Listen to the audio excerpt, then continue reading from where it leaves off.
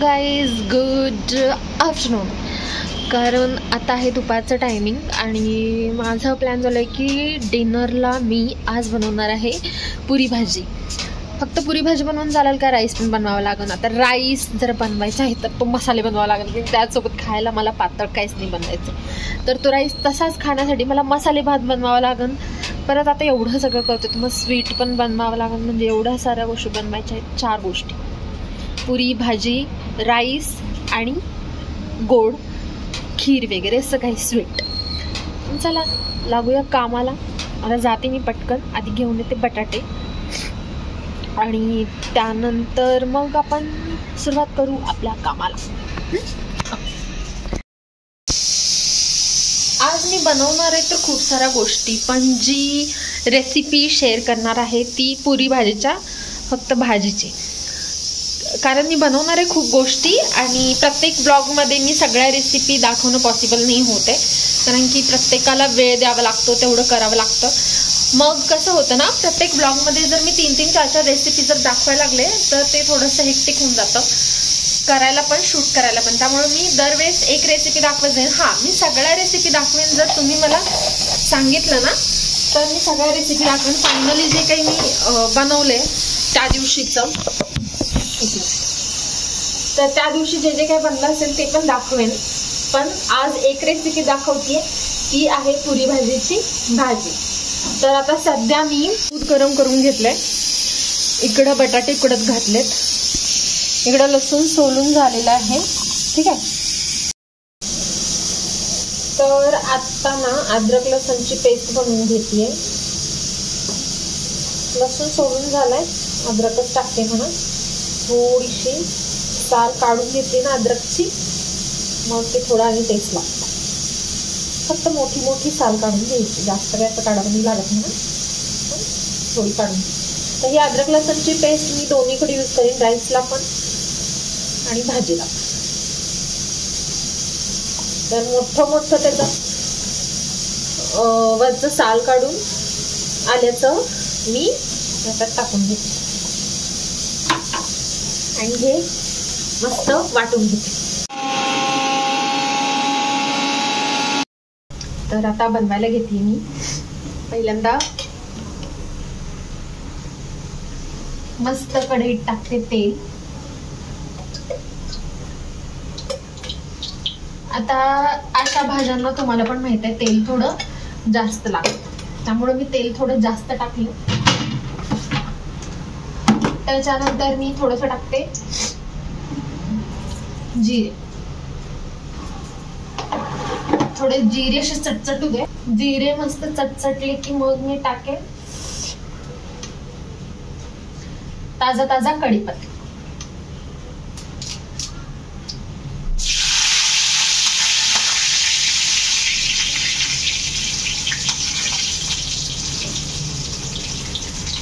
आता हे पूर्ण व्यवस्थित हे झालेलं आहे. तर आता मी टाकते कांदा. 2-3 कांदे घ्यायचे आणि मस्त कांदे टाकून द्यायचे. म्हणजे प्रॉपर व्यवस्थित हलवून घ्यायचे. कांदा पूर्ण असा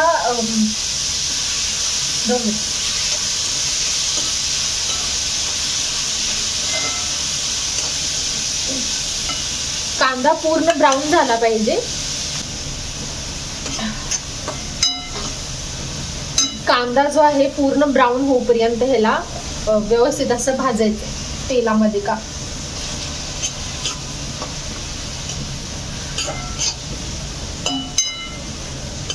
वर ठेवा जेणेकरून कांदा व्यवस्थित भाजला जाईल. तुम्ही जर प्रॉपर कांदा भाजला असेल, प्रॉपर ब्राऊन होते, अजून हा ब्राऊन झालेला नाहीये. हा थोडासा आता फक्त मुशी झालाय, असं एकदम सॉफ्ट झालाय, अजून हा ब्राऊन झालेला नाहीये.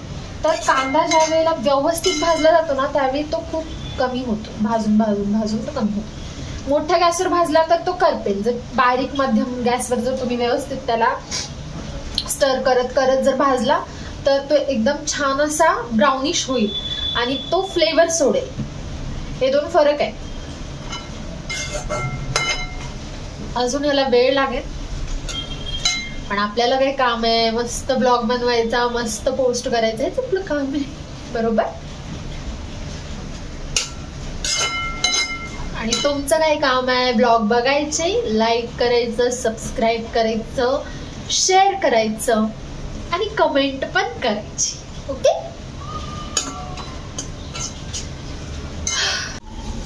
तर बघा हा असा झालेला आहे. अजून याला भाजायचंय, पण हा सध्या ह्या कंडिशन. ठीक आहे.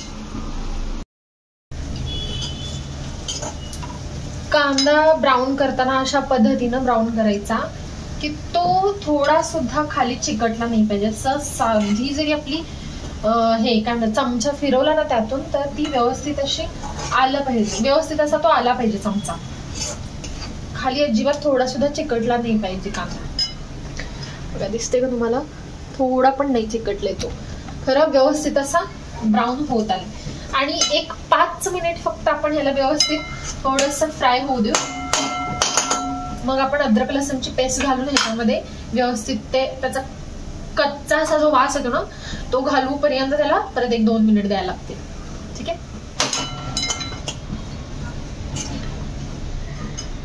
आपला जो कांदा आहे तो प्रॉपर ब्राऊन झालेला आहे, जसा हवा आहे तसा. हे बघा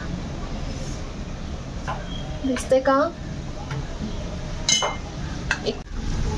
हे बघा त्याला असं टेक्स्चर आलेलं आहे, एकदम सॉफ्ट झालेला आहे, कलर चेंज झालेला आहे, पूर्ण प्रॉपर शिजलेला आहे.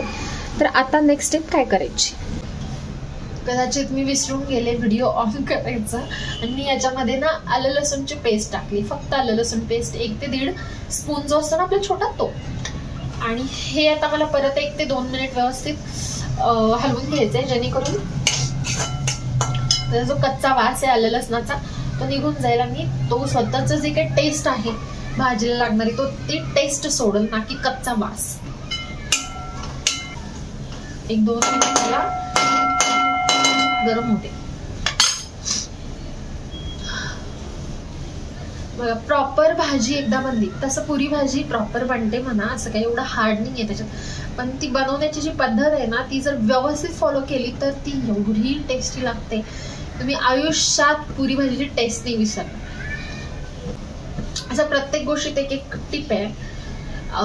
आता हे तरी भाजी बनवते, पण मी खीर सुद्धा एक वेगळ्या टिपनी बनवते. खीर ज्या वेळेला मी रेसिपी दाखवेन त्यावेळी नक्की तुम्हाला सांगेन की खीर कशी बनली जाते. कारण की तुम्ही ते जर वापरला तर तुम्हाला दूध आणि एक जो पदार्थ आहे तो मे बी तुमच्या घरी असेल सुद्धा, ज्याच्यामुळे त्याला टेक्स्चर येतं घट्ट असं.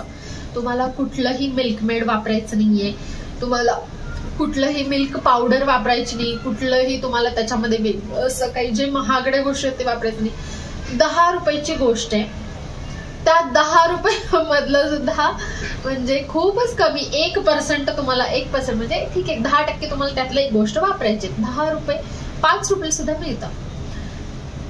त्या गोष्टीने आपण त्या खीरीला टेक्स्चर आणणार आहे. पण आता मी नाही सांगत आहे, कारण की ज्या वेळेला खीर बनवेन त्यावेळेला ते नक्की तुम्हाला कळेल. तर असं जर काही टिपनुसार जेवण बनवायचं असेल तर तुम्हाला माझ्या चॅनलला सबस्क्राईब करावं लागेल, पूर्ण व्हिडिओ बघावा लागेल, तर तुम्हाला त्या टिप्स कळतील.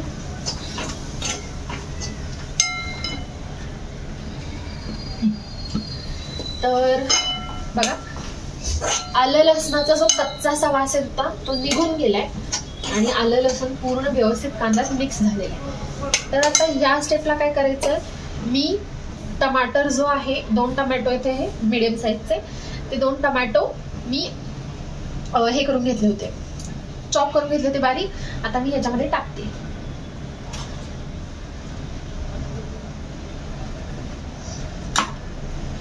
हे पण एकदा फक्त व्यवस्थित मिक्स करून घेते.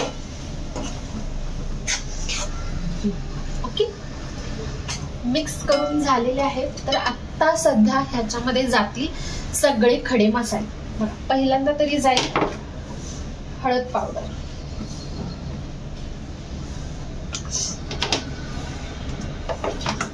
दुसऱ्यांदा जाईल आपलं मीठ,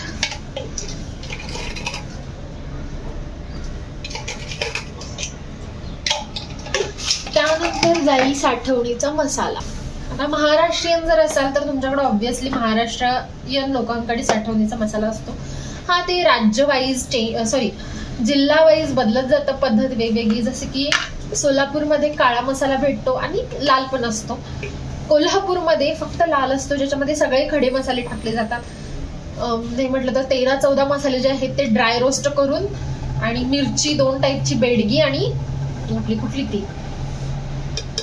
तिखट असती, बेडगी आणि लवंगी, हा, अशा 2 मिरच्या वापरून ही चटणी बनवली जाते. हा मसाला बनवला जातो आणि तो कुठल्याही भाजीत तुम्ही डायरेक्ट जरी टाकून दिला ना तरी तुम्हाला कुठल्याही खड्या मसाल्याची गरज नाही पडत. आणि हा जो मसाला आहे तो वर्षभर टिकतो. याच्यामध्ये कांदा सुद्धा असतो, खोबरं असतं, खडे मसाले असतात खूप सारे, त्यामुळं हे तसं प्रॉपर बनतं. आता हे मी काळा मसाला साठवणीचा मसाला टाकलेला आहे. आता मला ह्याच्यात टाकायचे काश्मीरी लाल चिली. तर ही काश्मीरी लाल चिली आहे, ही थोडीशी टाकायला खूप कलर येतो. आणि त्याच्यानंतर टाकते किचन किंग मसाला. हे मी अंदाजानेच टाकतेय. हे तुम्ही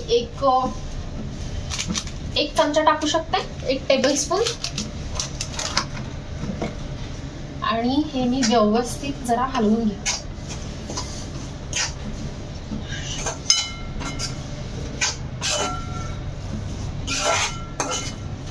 आता हा जो मसाला आहे, आता ह्याच्यात जे काही मसाले टाकलेले आहेत ते व्यवस्थित भाजून घ्यायचे.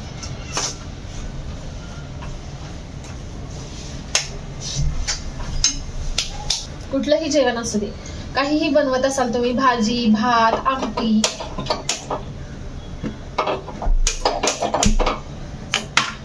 काहीही बनवत असाल तर त्याच्यात जे पाणी तुम्ही वापरणार आहात ते नेहमी गरम पाणी वापरा. त्याच्यामुळे काय होतं, भाजीची जी टेस्ट किंवा त्याचं जे बाइंडिंग आहे ते हलत नाही, त्याची टेस्ट हलत नाही, त्याची टेस्ट उलट जास्त एनहान्स होती. आणि मेन गोष्ट त्याचा कलर जो आहे तो तोच राहतो. त्यामुळे नेहमी गरम पाणी वापरा. आता सध्या जो मसाला मी भाजून घेतलाय तो बघा असा झालेला आहे. आणि ह्याला आता तेल सुटायला लागले. 2 मिनिट मी भाजून घेते आणखी. जोपर्यंत आपला मसाला म्हणजे ग्रेव्ही गरम होते तोपर्यंत आपण बटाटा काढून घेऊ. बटाटा खूपच उकडले असं मला वाटतंय.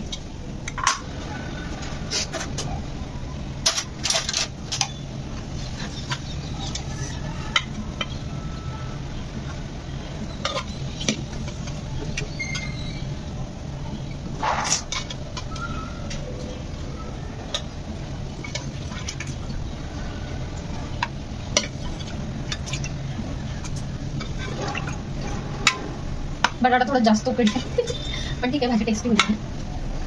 मसाला एकदम व्यवस्थित भाजलाय, त्याला कलर एवढा सुंदर आलाय ना की काय सांगू, खूप सुंदर कलर आलाय. मी बटाट्याची सालं प्रॉपर व्यवस्थित काढून घेते आणि मग बटाटा टाकून द्यायचं. पाणी पण आपलं गरम झालेलं आहे दुसऱ्या गॅसला, थोडं गरम आहे.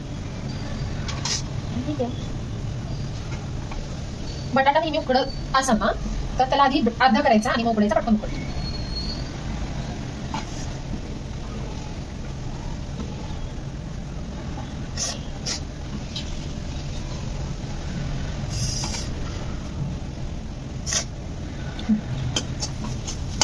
भाजी तरी छान दिसतीये, मला हे नाही अंदाज. मी नेहमी ना या भाजीत थोडीशी साखर टाकत असते, कारण मला आवडतं ते साखर. थोडीशी साखर, फक्त एकदम लाईट, कळून पण या नको असं अशी साखर टाकते. तर बटाटे झाले तर माझे सोलून, आणि मी आता काय करते त्याच्यामध्ये थोडीशी आधी साखर टाकून घेते. गरम पाणी मस्त.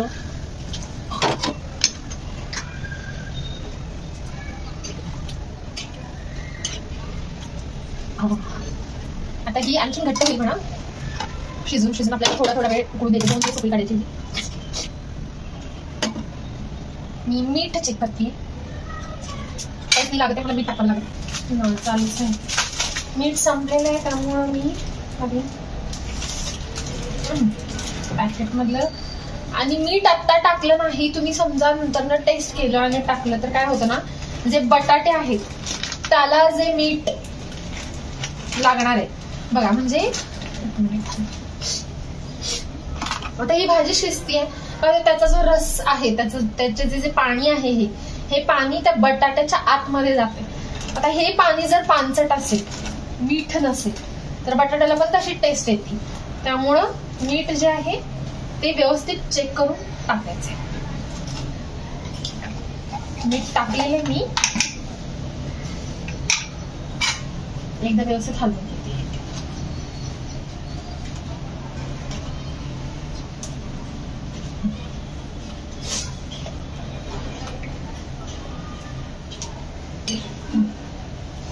आणि आता हलवून झाल्यावर एकदा टेस्ट करून बघते.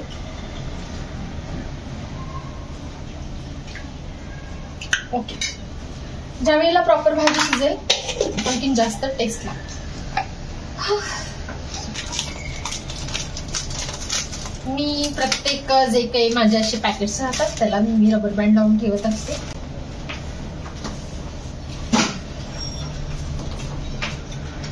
आता माझं किचन खूपच मेसी झाले राव, आता परत मला सगळं आवरावीच करावं लागतं, पण ठीक आहे. टेस्ट साठी काहीही. हे मस्त उकळलेलं आहे, तर ह्याच्यात आता सध्याला काय टाकायचंय, थोडासा गरम मसाला परत वरून टाकायचंय, एक अर्धा चमचा. तर आता हे उकळलेलं आहे, तर ह्याच्यात आता सध्या मी थोडासा गरम मसाला टाकते आणि आपण थोडीशी कसुरी मेथी टाकायची. कसुरी मेथी जी आहे ती अशी हाताने चोळायची आधी आणि मग टाकायची.